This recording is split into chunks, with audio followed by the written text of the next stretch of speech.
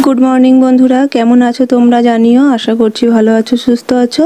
তো আমরা সবাই এখন একটু ভালো আছি। সুস্মিতা শ্রাবন্তী ব্লগে তোমাদেরকে অনেক অনেক স্বাগত জানিয়ে আজকের ব্লগ স্টার্ট করছি। তো আজকে শনিবার, আজকে ভাবলাম যে বিছানা থেকেই ব্লগটা আরম্ভ করি। বিছানা থেকেই ব্লগ আরম্ভ করছি মানেই এই নয় যে আমি এখনই ঘুম থেকে উঠলাম।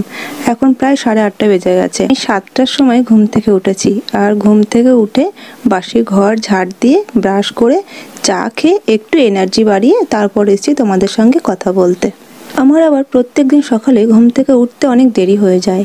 আমি প্রত্যেক দিনই 7টার সময় ঘুম থেকে উঠছি। কেন বলো তো, আমি না একটু ঘুম পাগল মানুষ। আমি তো তোমাদের দাদাভাইকে মাঝে মাঝেই বলি যে 24 ঘন্টায় রাত দিন না হয়ে শুধু 24 ঘন্টাটা রাত্রি হতে পারতো, আর 12 ঘন্টা দিন হতে পারতো।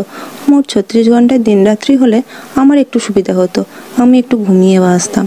আমার না এইটুকু ঘুমিয়ে পোষায় না, জানো তো। আমার মনে হয় অনেক ঘুমাবো। কেন জানি না, আমি ঘুমাতে এত ভালোবাসি। যাই হোক, এদিকে কথা বলতে বলতে তো বিছানা গোছানো হয়েই গেল। কিন্তু তোমরা কি একটা জিনিস লক্ষ্য করেছো যে তোমাদের দিদিভাইয়ের মুখটা কেমন বাংলা পাঁচের মতো হয়ে আছে না? এটাই সমস্যা, জানো তো। জানি না কেন এমন হয়, হঠাৎ হঠাৎ মুখটা যেন বাংলা পাঁচের মতন হয়ে যায়, কোনো কারণ ছাড়াই। তোমরা এটা আগেও শুনেছ। মন খারাপ হোক আর যাই হোক, তোমাদেরকে আজকে একটা খুশির খবর দিই। আজকে তো শনিবার, আজকে তোমাদের দাদাভাই বাড়িতে আসবে। তো সপ্তাহে বাড়িতে আসে, মানে প্রত্যেক সপ্তাহে শনিবার বাড়িতে আসে আর সোমবার ডিউটি চলে যায়। তো আমি যখন প্রথম প্রথম আসি এ বাড়িতে বিয়ে হয়ে, তো খুব মন খারাপ করতো। কিন্তু এখন না থাকতে থাকতে অভ্যাস হয়ে গেছে, এখন আর কিছু মনে হয় না।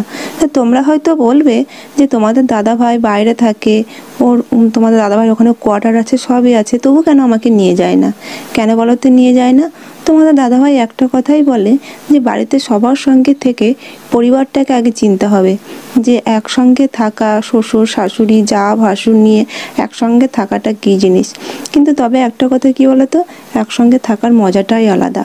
সবাই মিলে একসঙ্গে থাকলে না অনেক দুঃখ কষ্ট ভুলে থাকা যায়, আর সব দুঃখ কষ্ট সুখ যা কিছুই বলো সবার সঙ্গে ভাগ করে নেওয়া যায়।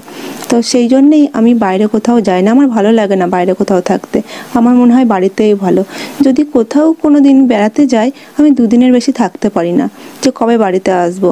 আর তোমাদের দাদাভাই কি বলে বলো তো, বলে যে তুমি বাড়িতে থাকলে আর আমি কাজের জায়গায় থাকলে সপ্তাহে যে একটা দিন বাড়িতে থাকবো, বাড়িতে এসে আমার খুব আদর যত্ন হবে।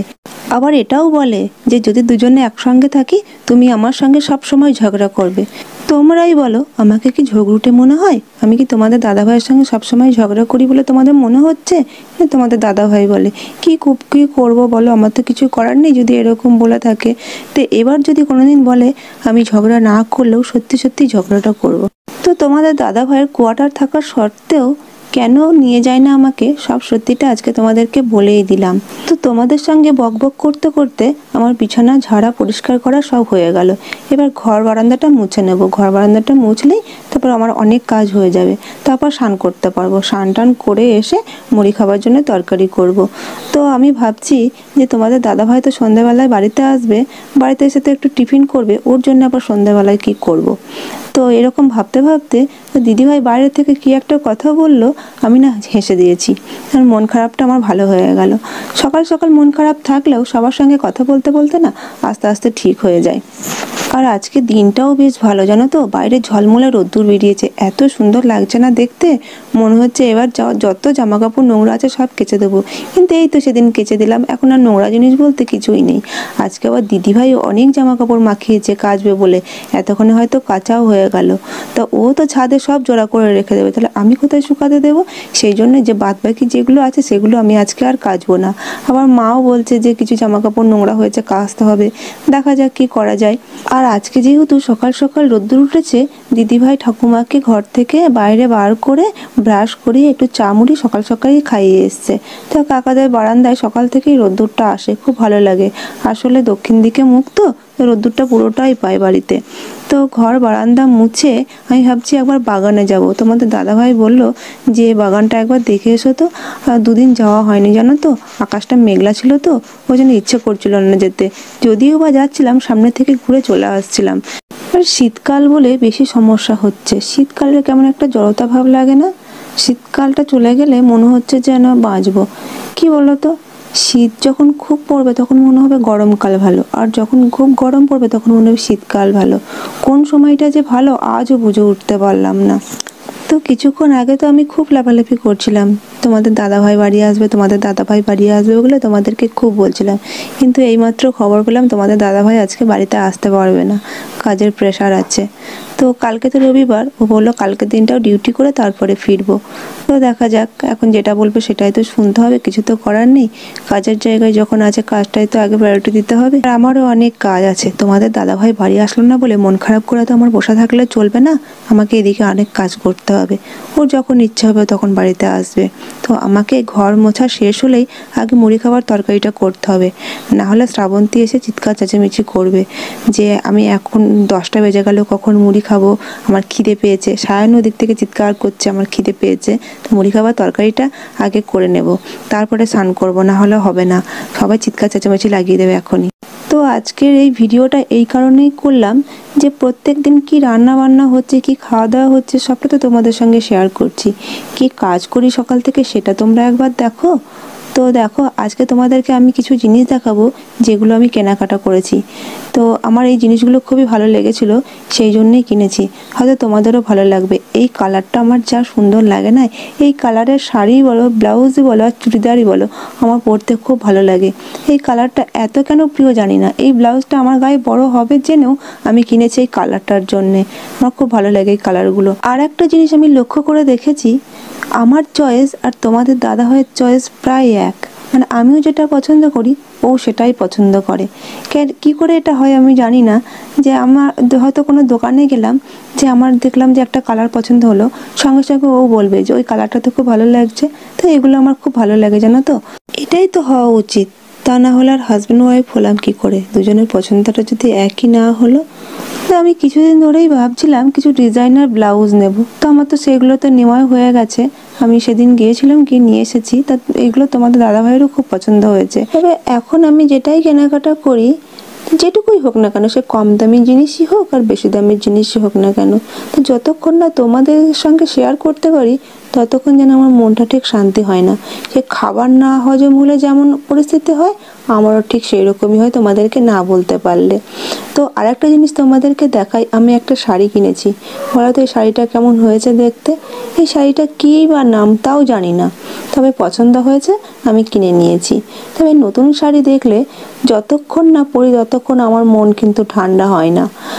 এটা আমার হয় না, এটা শাড়িটার হয়। শাড়িটা যতক্ষণে না আমার অঙ্গে আসে ততক্ষণ এই শাড়িটা ঠিক মনটা শান্তি হয় না। তাই আমি পরতে না চাইলেও শাড়িটা এমনি এমনিই আমার গায়ে উঠে যায়। তো কি করব বলো, তখন আমাকে বাধ্য হয়ে পরতে হয়। শাড়িটা পরে আমাকে কেমন লাগবে আমি জানি না, তবে শাড়িটা আমার খুব পছন্দ হয়েছে। আমার অনেক দিনের ইচ্ছে ছিল এরকম একটা শাড়ি নেব। এরকম শাড়ি আমার একটাও ছিল না, বিশ্বাস করো। তবে মেয়েদের কাছে একটা জিনিস খুবই সত্যি, যে যখন ভাবি খুব ভালো একটা শাড়ি পরবো, কোথাও যাব অনুষ্ঠান বাড়িতে, তখন আলমারিটা খুলে আর ভালো শাড়িটা খুঁজে পাই না। আর যখন ভাবি এমনি কোথাও যাব, অর্ডিনারি একটা শাড়ি পরবো, আলমারি খুলে সবই তখন ভাবি সবই তো ভালো শাড়ি, কোনটাই বা পরবো, এইরকম হয় আর কি। তো এবার শীতে অন্য কোনো কিছু চাদর বা সোয়েটার কিচ্ছু কিনিনি, এবার আমি দুটো স্টোল নিয়ে নিয়েছি। দেখো তো স্টোলটা কেমন হয়েছে। এটাও নিয়েছি আর ওটাও নিয়েছি। আমার ওই স্টোলটাও আমার খুব ভালো লেগেছে, দুটো স্টোলই আমার খুব পছন্দের। তোমাদের কার কোনটা ভালো লাগছে একটু কমেন্ট করে জানিও। তো শাড়িটাও কেমন হয়েছে একটু জানাবে কিন্তু। আর আমি যে এত কিছু কিনেছি, তোমাদের দাদাভাইয়ের জন্য কিছু না কিনলে আমার আবার মনটা ভালো লাগছিল না, সেই জন্য ওর জন্য একটা ট্র্যাকস্যুট কিনে নিয়েছি। এই ট্র্যাকস্যুটটা কেমন হয়েছে বলো তো, তোমাদের দাদাভাইকে দেখিয়েছি, তোমাদের দাদাভাই বলছে এটা আবার কেনার কি দরকার ছিল। তো আমি বললাম আমার জন্য আমি এত কিছু নিয়েছি, তোমার জন্য কিছু একটা না নিলে তো আমার মনটা খারাপ লাগে।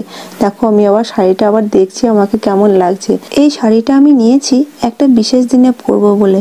এই বিশেষ দিন পর্যন্ত এই শাড়িটা অপেক্ষা করতে পারবে কিনা আমি জানি না, তার আগেই মনে হচ্ছে আমার অঙ্গে চলে আসবে। তো দেখা যাক কি করা যায়। তো এখন এটা যা হোক করে ভাঁজ করে রেখে দেবো, এখন তো আর বেশি কথা বলার সময় নেই, এখন সারাদিন অনেক কাজ পড়ে আছে।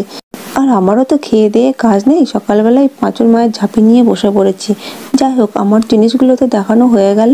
তো আমার জিনিসগুলো যেগুলো কিনেছি কেমন হয়েছে চটপট কমেন্ট করে বলে দিও তো। যদি তোমাদের খারাপ লাগে, তোমরা যদি বলো ভালো হয়নি, আমি কিন্তু এখনও ফেরত দিয়ে চলে আসবো। আমি বলবো আমার বন্ধুরা বলছে ভালো হয়নি, সেহেতু দোকানদারকে বলবো ফেরত নিতেই হবে। আমি সকালবেলা তোমাদেরকে এসব দেখাচ্ছি, তোমরা হয়তো ভাববে দিদিভাইয়ের কি কাজকর্ম নেই, এসব করছে। তোমরা কি করে বুঝবে বলো? এটাই তো মজা একসঙ্গে থাকার। মা দিদিভাই আছে, ওই দিকটা সব সামলে নেয়, আমাকে তো ওইদিকে কিছুই করতে হয় না। সেই জন্যই আমি তোমাদের সঙ্গে সময় কাটাতে পারি। তো যাই হোক, আমি এবার এগুলো গুছিয়ে রেখে দিই। যেখানে ছিল সেইখানে রেখে দেওয়াটাই ভালো। আমার আবার একবার বার করলে আর তুলতে মনে থাকে না।